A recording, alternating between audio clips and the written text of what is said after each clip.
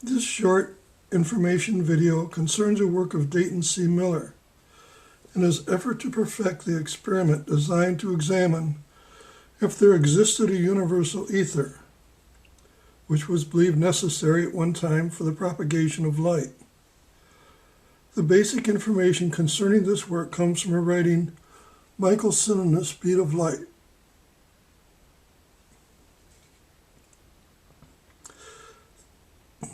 Dayton Miller, who was a science professor at the Case Institute, worked on perfecting this experiment from 1897 to 1925. The legacy of the initial work of Michelson-Morley served to indicate that the speed of light remains constant in all directions. Dayton C. Miller was the first to accurately measure mass compaction of a moving object. He didn't realize what it was that he was measuring, but that's what this experiment did. It was measuring mass contraction. We'll begin here to our left with an inset. We begin with an inset, having the sun to your left with planet Earth moving around it. And there's an Earth path around the sun. The path of our planet is represented by a dashed line. We see that our planet revolves about the sun at a speed of 18 miles a second. This speed value is important because being divided into the past, present, and future, it describes the finding of Professor Dayton C. Miller. Next. This is our timeline made straight. This is the timeline in a curve going around the sun. This is straightened out so we can understand what is happening.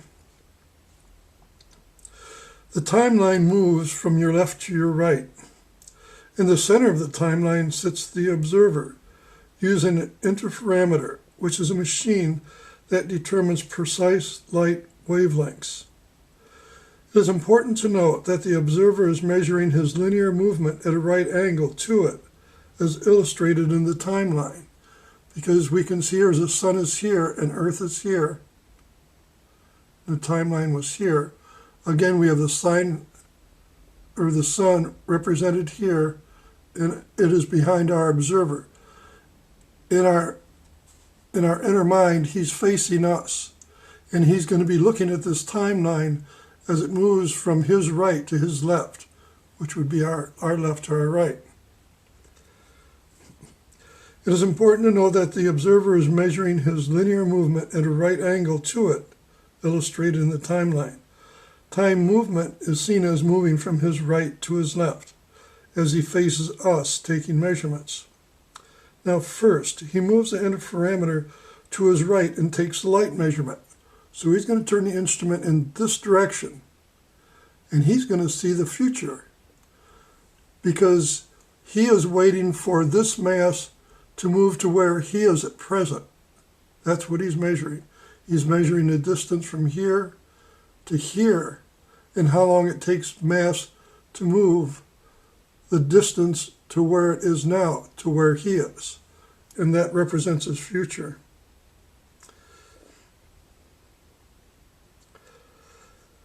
He's looking at the future relative to his movement. This dimension may be considered as physical speed yet to come. Then the observer swings the interferometer. Once again, he's going to swing it around 180 degrees. He turns the interferometer to his left and takes another light measurement. It is the past light speed that's being measured this time, and it is the same as was the future. And this is the interesting part about what he's done. As this instrument is swung from here to here, and he takes the light reading from this point to this point, this distance is a distance that light has moved, and he is measuring that distance, and it represents his past. As this is his future, this is his past, relative to the speed of light, and that's what he's measuring. It is the past light speed that is being measured this time. It's the same as was the future. Now, next the interferometer is moved in our direction, which is at a direct right angle to mass movement.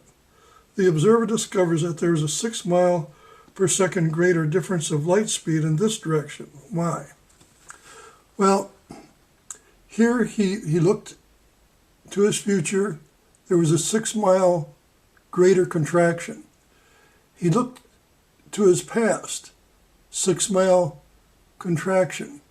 He's going to look in our direction, and it's not there.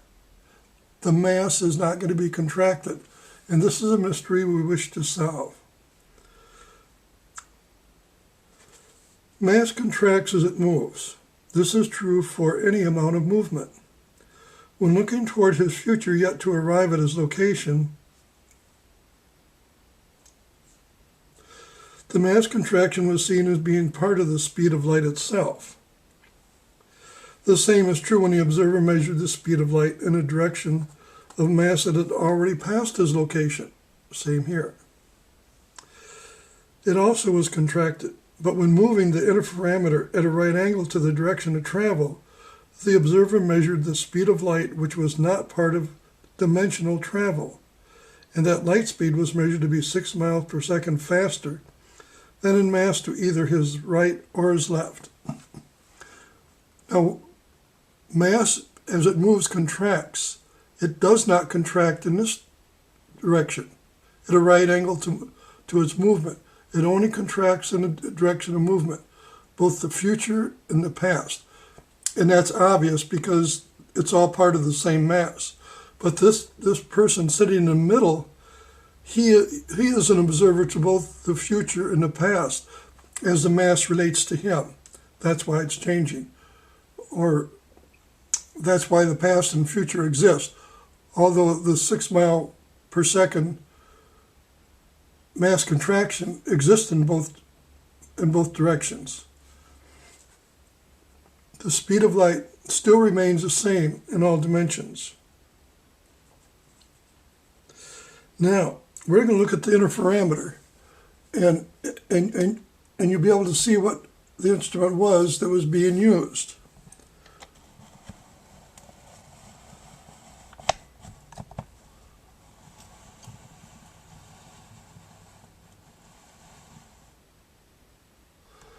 This is the interferometer.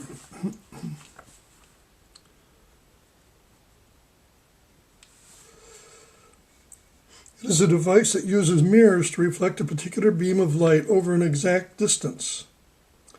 The same beam of light is split into 2 parts, and after having moved the same distance in 2 directions that are 90 degrees apart from each other, they meet again where the observer compares them to see if the wave frequencies are out of phase or not.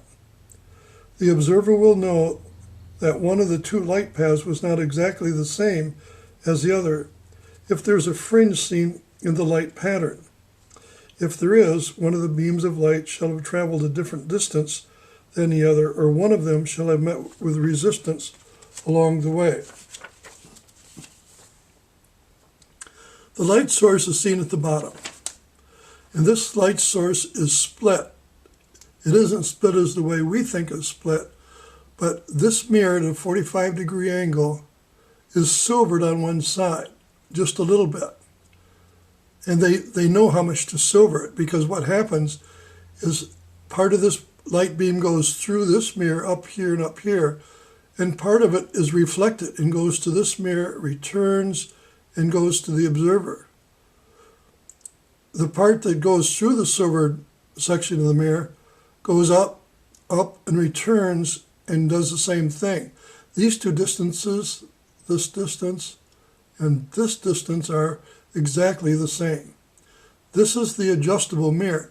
So initially they set this up with this mirror, adjusting the light waves so that they're the same. And then they move the instrument around to see if that pre-adjusted adjustment remains the same or not.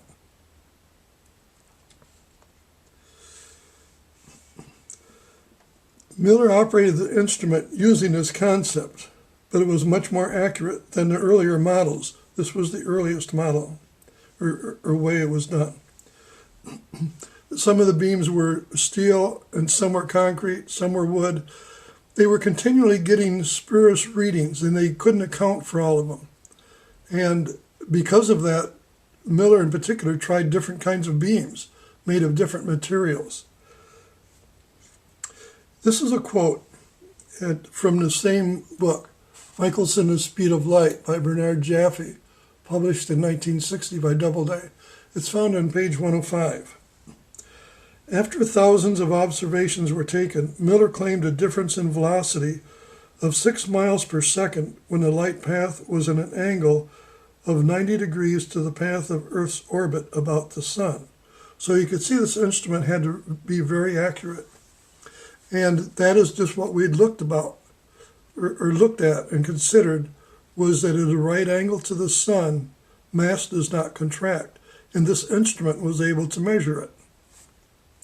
And it was Dayton C. Miller who perfected this instrument, that it was able to filter out all the problems and find a final conclusion or a final measurement that was as accurate as it was. Remember, this was in 1925 that he was working on this, on the final one.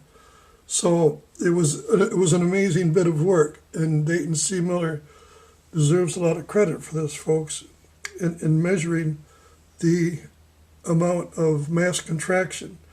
It was a real work of art. Now, we'll look at what was actually being measured.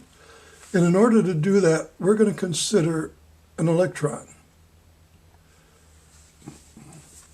This is our electron.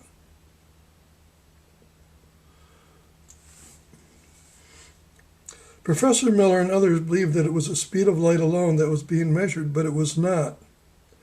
It was mass contraction of the instrument itself that was being determined, which, because of the extremely small physical change, there existed discrepancies.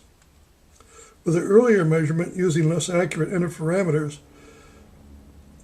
they had problems. This is another quote from the same page. Working in the same cellar laboratory in Cleveland, Miller and Morley finally obtained, after many trials, a figure which was much larger than the very small difference that Michelson and Morley had obtained, and ascribed to known errors. This encouraged them to continue. So, end quote. And that was page 105 again. Here they were again, still, after a decade, they were still working on this, trying to refine out the errors, adjusting the instrument, and making new instruments that they were able to come to a conclusion as to what was being measured and what was the actual difference. And once again, Dayton C. Miller spent a large part of his life working on this, an important part of his life. With the early machines, there were very slight variations in the sighting results, but there were differences. Dayton C. Miller refined those errors out, leaving an almost exact, correct contraction value for our planet of 6 miles per second relative to both the past, present, and future.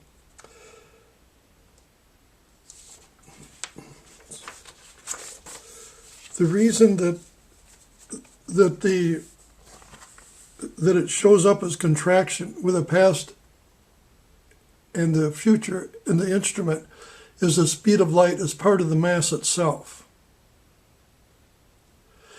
And that's what we're going to look at here with the electron. Mass is formed of electromagnetic energy. This energy is of a particular wave energy, which frequency forms into mass by way of forming first into the electron. These then form into protons and neutrons, which form mass as we know it. Electromagnetic energy can only form into becoming a mass when in the presence of an already existing mass. And that leaves out the Big Bang. You have to have mass to form mass. Radiant energy, electromagnetic energy, cannot form by itself. It has to have a mass in order to form. Because of its great speed, electromagnetic energy forever remains what its energy initially was at point of origin. And it remains that way unless it meets with an already created mass. This circle represents the formation of an electron.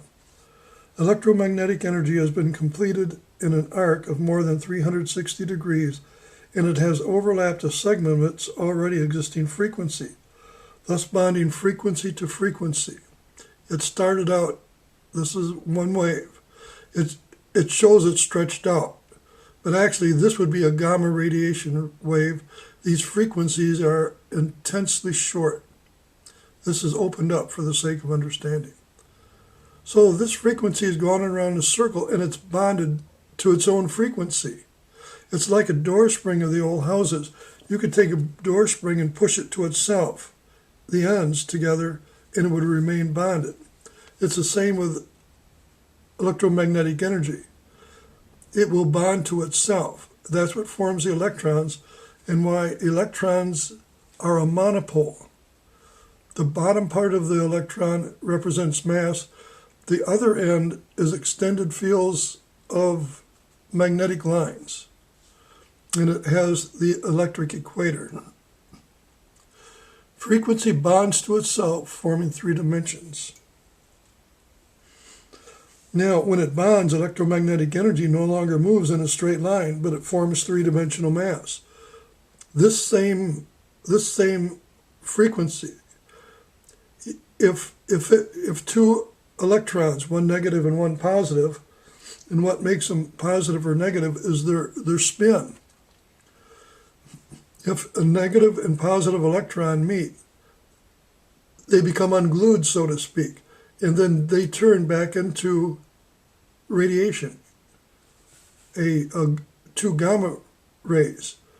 This splits open, and they're no longer going in a circle, but they zip along through space in a straight line once again, and they remain that way forever until they meet a mass. And then they have the potential of forming electrons again, which is, of course, mass, which form neutrons and protons. The equation E equals HF describes the energy of electromagnetic energy. E equals HF. This little equation right here is saying energy is equal to Planck's constant, that's the H, times the frequency. The greater these frequency lines, the more energy it's going to have. The H is a constant. It always remains the same number. The frequency changes, and that's what this represents. The greater the little frequency lines are, the more energy it's got. And gamma radiation has an intense, very close frequencies. Because mass is composed of electromagnetic energy, it's also subject to the very same equation as it moves and has frequency changes. So if you want to know the energy or the compaction of a mass, it is equal to this. Mass compacts according to its frequency, its overall frequency. It's formed of electromagnetic energy, and its energy and compaction is a result of E equals HF. Notice the wisdom involved in the creation of mass. First is a representation of time itself, which is the speed of light, which Michelson-Morley-Miller measured by use of their interferometer. First thing God did, and this is the amazing part, he used time to form mass. The electron is time.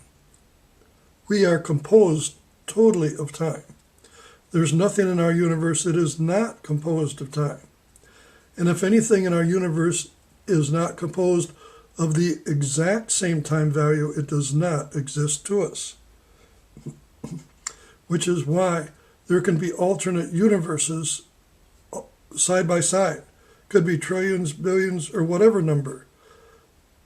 It all depends on what the time value is on each universe.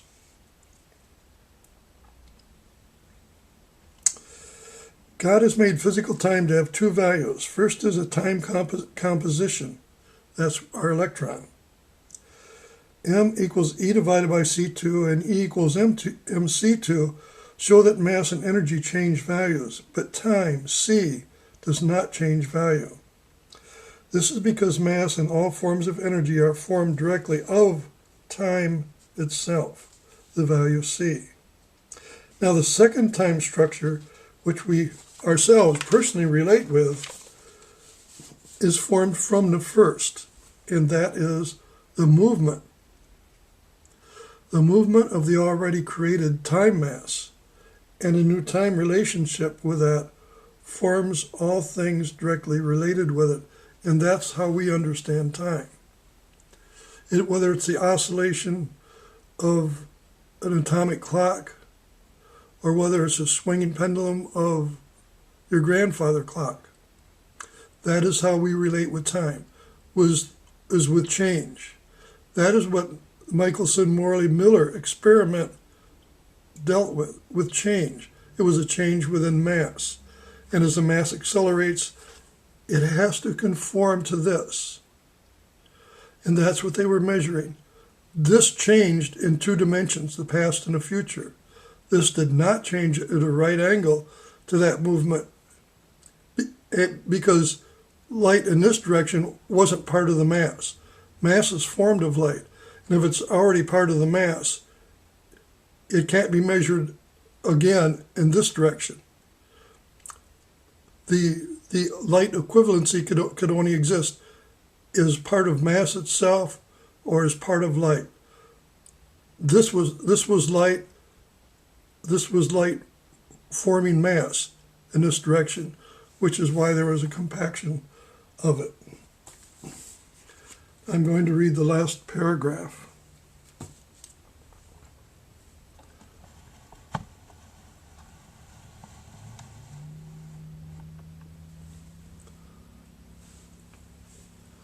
The mass of the Michelson-Morley experiment contracted a slight degree due to a change in overall mass frequency. As a mass moves in a particular direction, the energy of acceleration is evidenced in an increased frequency in one dimension. Einstein was mistaken when he stated that an accelerating mass gained mass as it accelerated.